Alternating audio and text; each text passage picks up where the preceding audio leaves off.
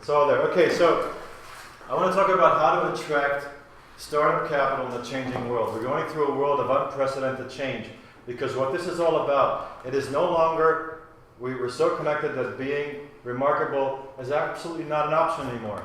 It's an obligation. We need to be remarkable to get noticed.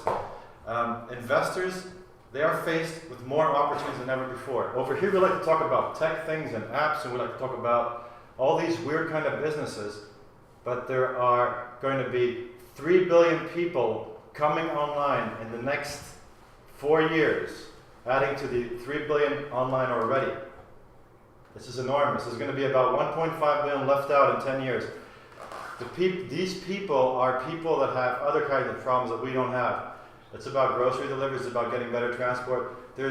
For every startup that we have, there are thousands and thousands of real problems you have to get solved in the world. And guess what? These people coming online is one of the biggest events that we can experience because all these people, I don't know if you've ever done business with Nigerians. Am I standing in line? They think that, they said, dang, I have the world at my fingertips. I can ask you guys for money. And that's what they do. They send you emails asking you for money. See, there's going to be more and more of those people coming online. So the thing of what they understand that we don't always understand, that it's all about being remarkable. Now, I'm not going to rant too much about emerging markets. I'm crazy about emerging markets. I made my career in emerging markets. But I just wanted to think about, just take a moment to think about the dimension that we're facing. It's unprecedented. It's a very crowded place. It's noisy too, and it's very distracting. And the only thing that you have to focus on is to make it really easy for investors to find you. And I call this presentation, the title of this presentation is about attracting, because that's the thing, it's about attraction. It's no longer about chasing, it's about, you are one of those billion people online, you have a big market out there, how are you going to be that yellow umbrella in the sea of umbrellas? How are you going to be that purple cow? How are you going to be that black sheep? That's what it's all about. I want to talk about investors. And the thing is that when you're not really familiar with the investment scene, when you meet investors, you're typically going to meet people like private bankers, intermediaries, or venture capital funds. And the thing is, or family offices, there's more families with investment offices. The thing is, you're not meeting with the investor, hardly ever. You're meeting with somebody who works for an investor. You're meeting with an intermediary. You're meeting with somebody who has to convince someone else that what you do is worth looking at. And this is an extremely important thing to realize when you speak to investors, because in fact what you're doing is you're giving this person, this so-called investor, you're giving him a mandate to represent you to someone who has money. This is an extremely difficult, important distinction to make. How can this person carry your message to that person with money? How can that person convince his investment committee around them to take a chance on you? So it's very important that you need to equip these people with compelling and comprehensive content. It's about, can your story make sense without you? Putting it online in a comprehensive form is the best way to do this. Is there like a link that they can click on and then sit back and say, I get it. I think I want to look at this further. And it's all about when you get somebody who is paid to evaluate investment opportunities for professionals, the only thing they care about all day long, because these people are usually not entrepreneurs. They work in funds, they're employees, or they work in government, or whatever. These people, the only thing that they care about is their reputation. So you better make it damn easy for them to be able to show that link to someone else, say like, I think this is worth looking at. I think I'm not going to get into trouble by showing you this. It's a very important thing to realize when you're talking to someone in investments. The final money, they really don't have time to listen to you. They just pay people to figure it out for them. So it's apart from the why of your, obviously you need to make sense. Like, why am I doing this? Who am I? And why is this important? There's a few things, 4 things that investors or these intermediaries, let me be clear, absolutely need to understand. The first thing is execution. Have you done this before? I mean, who is this? Can you actually lift this one? Secondly, what's the upside? Then you know, am I looking at something that's going to be an exit in 2 years? Is this going to be a 10x, 20x?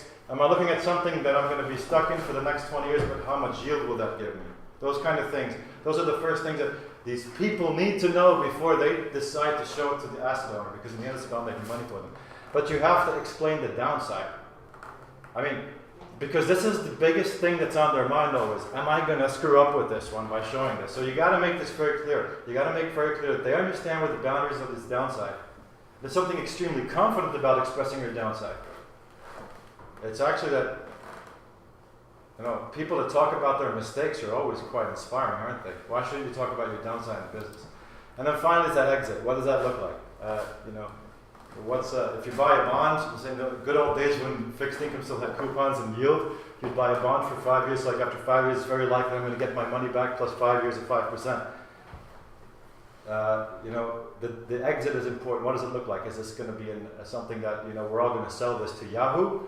Or is this going to be something where this is going to be such a nice cash generating business that maybe someday a pension fund will want to pick it up from us? The thing that I've learned after 20 years is that there's I said this at the beginning, there's hardly any rationality in investing, even with professional investors. In fact, it's all driven by emotion. And I spoke about this in this room before to some of you, is where, your rationality gets triggered by emotion because you only think about what you can feel. That's where it starts. And the thing about fear and greed is really the two dimensions that people call it two dimensions. I call it evil twins. They live together all the time. And that's what drives investing. So you got things like, how come you can sell something at the top of the market? Because some stupid is buying it from you. Somebody who was too late to the game. So buying high is where fear turns into greed. But greed can turn into fear when you're selling at the bottom. Why would you sell something after it's fallen down by 50%? People do that. It's panic. Greed turns into fear. And then the FOMO, which is the fear of missing out, is when those two really get an interplay between each other. And that's when total irrationality happens. Like, oh my God, all my friends invested in some sort of a mobile app, and I'm the only one who didn't do that, and I'm going to do that as well because I'm really afraid to miss out. It also turns into FOBS, which is fear of being the sucker. That's the thing that people really want to avoid. So raising capital takes time. And the way to really get results is by keeping the attention of your prospective investors, because this is an exhausting thing. I don't know. I forgot to ask who has raised capital from investors before, or tried at least. Who's been through that game? That's like months. Sometimes it's years. I've raised capital after 3 years on some of the projects that I've been involved in. So the secret is it's about consistency. You have to follow up. And the thing that I really like, I'm going to talk about later, is I like to build systems that ensure that we can follow up systematically without dropping the ball ever. And I mean, business is really personal, in my opinion. You have this excuse like, sorry, it's nothing personal, it's only business. When you raise capital, business is personal. Because people stick money into other people you're going to run with that check and do something with it. It is personal. It's absolutely personal. And so the investment scene is changing very fast. And why am I bringing this up? Because in fact, the sources of capital are becoming increasingly casual. I'm going to give you a few things that you might find surprising and give you something to think about. The professional investors are really being elbowed out of the equation because of this connectivity. There's a massive disintermediation going on. You don't really trust your banker as much as you did 10 years ago. And you think a fund manager is just a fee hog. He's just going to layer fees on top of fees. You don't really trust them either. And when the US went in a tailspin economically, what happened is all of a sudden the economy reconnected and they rushed the Jobs Act. You should listen to a podcast on my website. It's about the two guys who actually drove the Jobs Act idea through Congress. It took them from beginning to end something more than 2 years. It's amazing. The economy connected somehow. It's like, screw those bankers, man. We're just going to connect and do it anyway. So we're living in an increasingly peer-to-peer world. The world is connecting it. And then there's the big myth of venture capitalists. This is one of my favorite themes. The Harvard Business Review. You can look it up. Look it up on the Harvard Business Review. In the USA, over the last 15 years, only 1% of startups got funded by venture capitalists. Only 1%. Because, you know what? Just like in the rest of the world, it's friends, fools, and families, or friends, family, and fools. And even more staggering is if you take all the registered venture capital funds in the US over 15 years, they hardly break even. The other myth that they have is, I'm not going to talk about that point yet, but that venture capitalists take risk. They do not take risk. They protect themselves. I mean, they're going to give you 100, and if they're going to give you 100 and that thing turns into 120 and then you go back to 70, they're going to take their 100 out before you do. I mean, they have these clauses, and otherwise they say, like, I'm not going to give you the money. They make you sign debentures sometimes, so you have to indebt yourself by the time their fund expires so you can buy them out. Stuff like that. I mean, it's going on all the time. I don't want to rant on VC capitalists, but what I really want to do is I want to tell you that there are so many other alternatives. And crowdfunding and angel investor platforms are changing the game. And the reason why it's becoming so, and the reason why you have to be so good at telling your story is because this environment is becoming increasingly casual. It's about people like you and me. Not MBAs. People have to feel your opportunity, your business. They want to get aroused by it. They want to look at it. And the peer-to-peer lending is probably one of the fastest growing industries on the planet right now.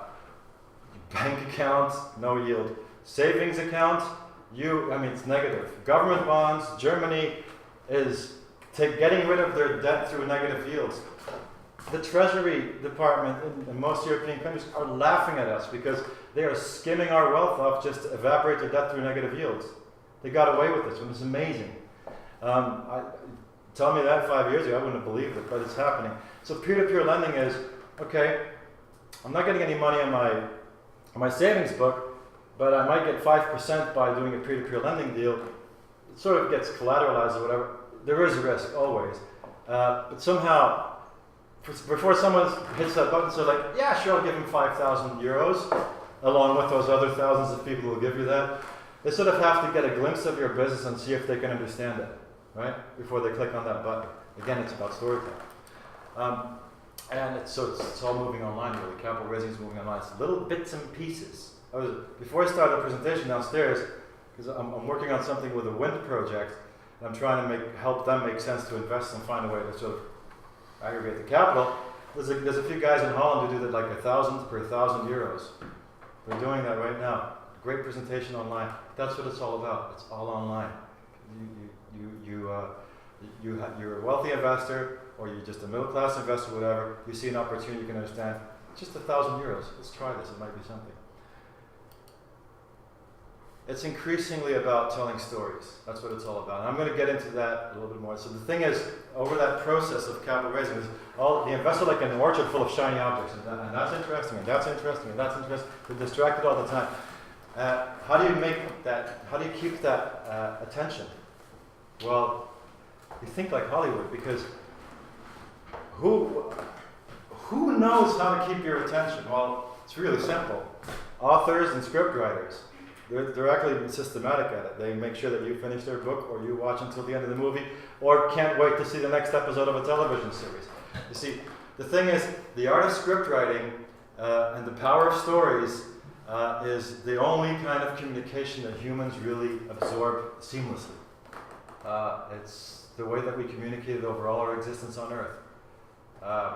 The Gutenberg press appeared just a blip on the 24-hour calendar of human existence. And our great-grandfathers in their world, most people didn't even know how to read or write. It's very, reading stuff is not natural for us, but listening to stories is. And all the stories that have been transcending time have all taken on the same shape. They've all been very useful because they provided cultural transfer and knowledge transfer. And guess what? This is the kind of stuff that relates to humans, and investors are humans. So why wouldn't we try to figure out how to make our story a little bit more consumable? Yeah. Is there a way or some kind of procedure to make like a startup idea sound like a story? I'm going to show you that at the end of the presentation. I'm going to give you a live example actually of something that I did. There is a formula for this. There are various formats. The one that Star Wars, Lord of the Rings, Breaking Bad, and Homeland have in common is the hero's journey. The hero's journey is always about there's good and evil, and there's character transformation, and there's the underdog power. We're going to talk about those separately. We eat that stuff like candy because most of the mythology that we consume has been made by the same ingredients, as most of the scriptures that we believe in to be divine are made with those marketing concepts of transferring knowledge and religion. It's powerful stuff, and it's easy to decode once you sort of spend enough time figuring out, and I've done that for you. So, there's no story without characters.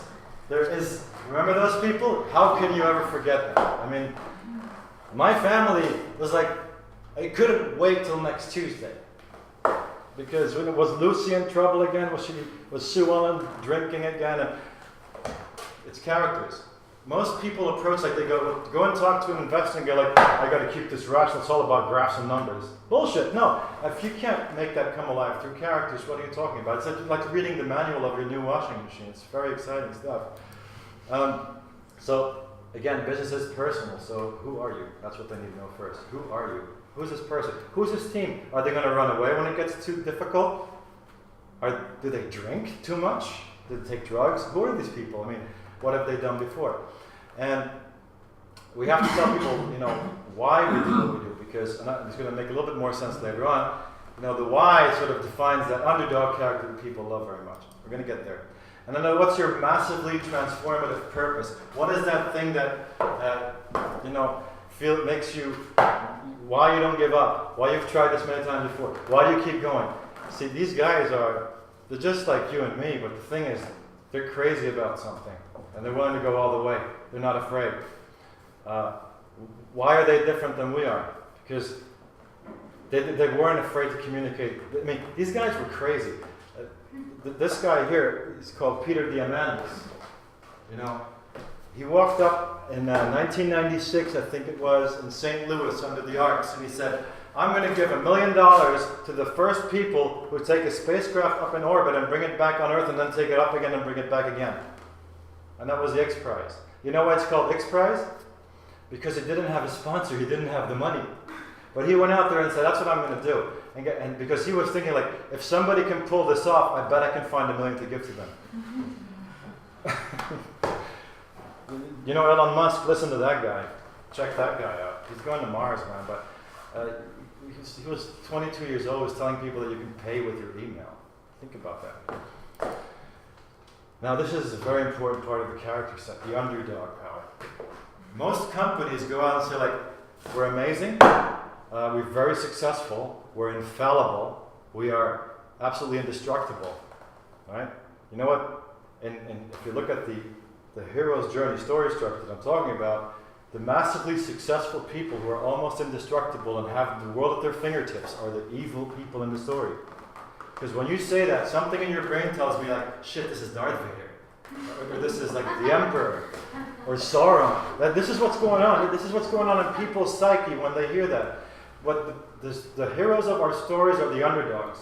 And this is what this hero's journey concept is made about. Because, why do you like your underdog? You like your underdog because, you can feel his power, his desire. You can feel his journey. You want to get on you want him to win. Your underdog cannot lose it. He's up for a challenge. And if you could step into the screen, you'd help him win. So we have our Jesus Christ, Rocky Balboa, Walter White, and my all-time favorite, Luke Skywalker. Luke Skywalker was always up against the odds. But this is the whole thing. Businesses are afraid to present themselves like the underdog. Because that's what you're doing. Hey, I need help. I need to get there. Can you help me? But no, instead of go like, we've executed this and we've done all this amazing stuff, and we're like, you know what? Everybody tries to pull that one off. But believe me, get under people's skin as he's got a massively transformative purpose. He has a very good reason why he wants to do it. Let's make him win. It's just like, I don't know, did you watch Breaking Bad? Right? Walter White wasn't a very interesting person, but we were there for him, weren't we? And then I'll hear these people say, but it's fine, but my story is way too boring. I mean, I can't make content with my story. It's like, well, guess what? Some people, it's like, this is a hospital, this is a forensic lab, and this is a funeral parlor. If I would walk up to a producer and say, I got a great idea, man, we're going to do this thing about a funeral parlor, and say, it's about the characters again. It's about the people in that story. So this character thing is very important. Villains, preferably the competitors, underdogs, all those kind of things. Character transformation. If I stick $1,000 into this guy, he's going to come out being worth $1 million. That's a good character transformation area. making that lasting first impression. What is a story made of, really? There's a few essential story elements, so I've been sort of like exploring these right now. Let's have a look at them in a more structured way. So we have the who are you? And what's your mastery transformative purpose? And why are you doing this? What's your underdog claim? What's your story here? Why do we have to love you? What's your upside, exit, downside? I like to structure it like this when I create a narrative for investors. It looks pretty much like this. It starts with who, and why, and massively transformative purpose, plus that upside. I like to put that together in the same message, because I only want to spend like 5 minutes telling the story to people, right? And then I want to like dig into like, I'm that underdog, and yeah, I want to talk about the downside as if it's my underdog challenge. And I want to tell people like, if you don't help me, I'm going to fail, okay? So I want to be that real underdog, and the only way that I'm going to win is because you are going to stick money into me. That's the way you can help me. And then it's the exit and the call to action. The call to action is usually like, give me your money, please. And the way you portray your characters is very important. Now, I like to use the Melissa Meyer example. Melissa Meyer has a very difficult job. She's trying to save Yahoo right now. Most of the stuff she uses on Google every day is because of that blonde girl. She came up with a lot of it, like the Google screen, like type in whatever you want, blank screen, no distractions. Why just kick you off the screen as soon as possible? Someone else can use it. But Melissa Meyer's trying to save Yahoo now. If I have to pitch this, let's say like, Melissa Meyer is the woman who's going to save Yahoo to the shareholders, i.e. investors. And I show this picture, like, does she go to conferences all day long and stay in 5-star hotel? Or does Melissa Meyer actually get down to work and spend time with her employees to turn that thing around? That's the picture you want to show. You want to show your people at work. You want to show your people actually like taking the helm and steering the company out of trouble. You want to make that kind of connection with your investors that they can see like, he's an engineer and I can see him like tinkering with a machine visually. It's easily to absorb. This is a sales guy. I want to see him like in social settings, really like winning. You can have to portray that visually because when you pitch something, you just get a few minutes. You have to make those messages very clear. It's not like, well, the guy started out at NASA, and before that he started at Caltech, and he went to NASA. That's a long narrative. It's just show somebody who seems to be on top of his game visually, and the brain will process it that way. Okay. Y plus MTV plus upside. Just define the problem you're solving. Show that solution, make it very easy to understand. Explain that massively transformative purpose, what the future is going to look like with your solution. Briefly describe how the solution will make money. You have to sort of give people already immediately a hint from, I'm dealing with a 300 billion market here. I'm going to try to take 1%. Could be enough. A lot of people just go into too much overkill detail, like explaining exactly how they're going to make money. It's not always a very good idea. And then, that's repetitive. What's the solution really worth? Why is solving this problem important to you in the world? Well, mostly, why is it important to you? Are you going? This is the cue on the end. Like, is this guy going to give up when it gets too hot? Very important. But your challenge is, what do you need to avoid the downside? I know I'm being repetitive. I've covered this before in the summary, but sometimes this works when you see it all laid out like that. And then how you're going to execute when you get the money you need. How is that exactly going to work? And this is when you can tell about like, I've overcome a few challenges before. I've failed. I've won. I have the scars. I have the tattoos. You want to be able to show that. This is where you sort of like combine this is when you earn the status of being their underdog. But you combine that with the downside. You make the downside part of the challenge that you're trying to avoid. Your downside is, your role as an underdog is to avoid that deep abyss and downside. Convey that. Then the exit. You also have to be quite clear about it. I've hinted at it before. Establish the financial perspectives very clearly. Do this as soon as you can. Tell people whether you're going to build something that can be acquired or build something that is going to be a long-term cash flow generating investment. There are investors for both, and it can also be and or, by the way, but you have to make this very clear. Again, remember the beginning of the presentation? You are recruiting someone to represent you to an investor. Make sure he knows what investor to take this to from the first moment he meets you. Everything you do here is to initiate your main call to action when you meet an investor for the first time is initiate a dialogue. This is like dating. If you do everything on the first date, it's not going to be a very long relationship. probably. Sometimes it is. Okay? It's about, the main thing you really want to do is capture your, I know this sounds obvious, just capture their email, but get permission to communicate with them. And now that you have their attention, you have to take them on a discovery. How much time do I have left? Am I going too long? Yeah, okay, I'm going to rush through this one. Your investor's on a journey. It's a journey of discovery. You want to be there with them. The investor's journey is where you equip these investors along that discovery journey. It's a learning curve. You equip them with insights that make sure that they can adopt the idea. How do we take an investor on this journey? Well, you map it. What is a typical iteration? What does it typically look like? What are the frequent asked questions? I'm getting ahead of myself. Reflect, because I'm trying to go really fast now. Reflect the journey with useful content. Show them the kind of things that they need to know as they go and adopt your idea as theirs. And build a sequence to deliver this information over time. Don't leave this to human effort, because you will drop the ball. Build a sequence, which is almost automated. That's what I'm going to talk about now. This is what it looks like. I'm just going to skip ahead. The investor journey has 3 phases. It's discovery, consideration, and decision. This is more like, this seems interesting. I'd like to know a little bit more. Episode 1, episode 2, episode 3, episode 4. Now they're going like, I want to consider this. This is where the questions come up, the frequent asked questions. You know the frequent asked questions. You've probably answered them many times before. Deliver them. Make them available, preferably online. Build a sequence. And then now the decision phase comes. And this is really when you are teaming up with that person that you first talked to, you're sort of recruiting them now to see how you can convince the rest of the people around him, his investors or his colleagues, on making that decision. So this is when you have to have all your story neatly laid out online, and you have to make it very clear and available. It's a lengthy process, and I'm going to show you what the system looks like. I'm just going to skip all this. Let's look at that. There's a guy. This is going to go online now. Yeah. Okay, it looks like it's going to happen. Jacinto Dorrego Barona is from Madrid. He was born on the 26th of December, which is kind of a bitch, because when he was a kid, his birthday was the day after Christmas, which means that either people forgot about his birthday or they gave him the birthday presents and the Christmas presents all at once. It was a very frustrating, youth for him.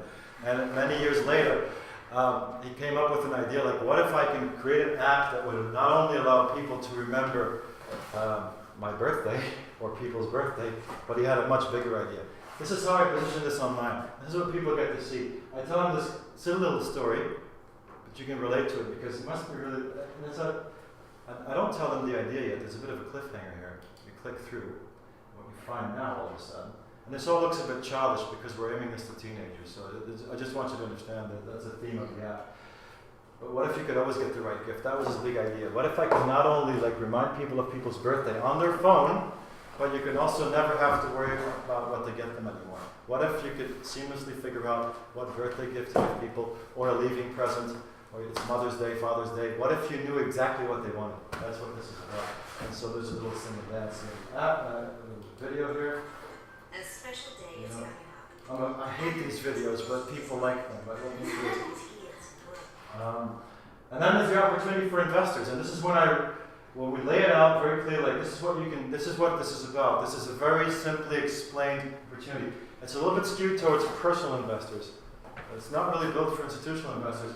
And if they want to know more about this, that's when they have to give me their email.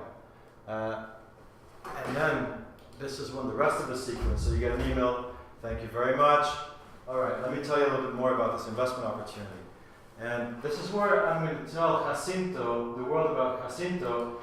Hi, Jacinto. That's my friend Jacinto. Now he's telling us about himself. Like, this is the who and why. This is all happening online, so people get this in their inbox. It's not too long. But I also want to tell the world that Jacinto is actually quite an amazing dude, because he created a company that builds prefab housing. And then 2 years after starting, it was one of the UN's major prefab housing suppliers. So this guy knows how to build a business, right? I want the investors to know that. So that's what we're doing here. This proof. And that's the rest of his team. And so this is where another team's like, this is a huge opportunity. And 2 days later, they get another email with, 7 billion people on Earth. You can do something with that. Or sometimes like, I just want to know now. You click through. You just click through. Goes on. Celebrating billions of birthdays every year. That's the next episode of my story here. And this is where we position this thing about there's 3.7 billion people in the world who are in the markets that we've selected, 11 markets to launch this app simultaneously. 2.6 billion have a smartphone. You know what? We think we can get 1%. It's big, right? And then they said, yeah, that's great. You're going to conquer the world with an app. How do you do that? How do you do that? Well, how do we do that? We tell them here. How do we do that? How to launch an app globally. And this is again the key markets. And this is where we talk about how we're going to penetrate these 11 markets through teenagers, because teenagers care about their presence, and they're going to get their parents to get the app as well, so they get their presence. And from there, hopefully, we'll snowball some more. Anyway, so this goes on and on and on like this. The next thing you want to know is exit, right? I mean, what am I going to make out of this? How's this going to work? And this is obviously an acquisition. We're very clear about this. In 18 months, if we get 1%, just 1% of that, of all those billions of people with smartphones, we're going to have 26 million people, users. 26 million people, what is that worth? Well, Facebook pays between $33 and $42 to acquire users from Instagram and WhatsApp. They want to pay handsomely for the Snapchat users. And even if the customer acquisition would be $20 per user, 26 million users, that's worth something, isn't it? Work it out. Interesting. And then if they really want to consider the investment, this is where they have, Annette, I know you're not on this, but because you signed up to my list before on my computer, that's why your name is showing up. So, But this is when I get their email here, I know that they're ready to look at the details, and then they go to a special web page where all the details are, the term sheets, all those kind of things. So what this is, I call this an auto funnel. This can happen thousands of times simultaneously. I can be entertaining thousands of individual investors with all the information they need.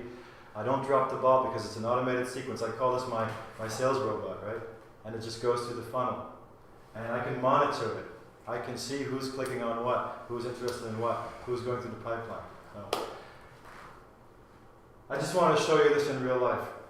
This is the technology that I've developed, and that I'm actually helping people access investors with. Okay?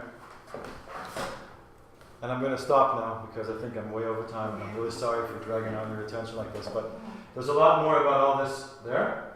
Just sign up. I'll bother you with my emails every now and then. Thank you. Thank you very much.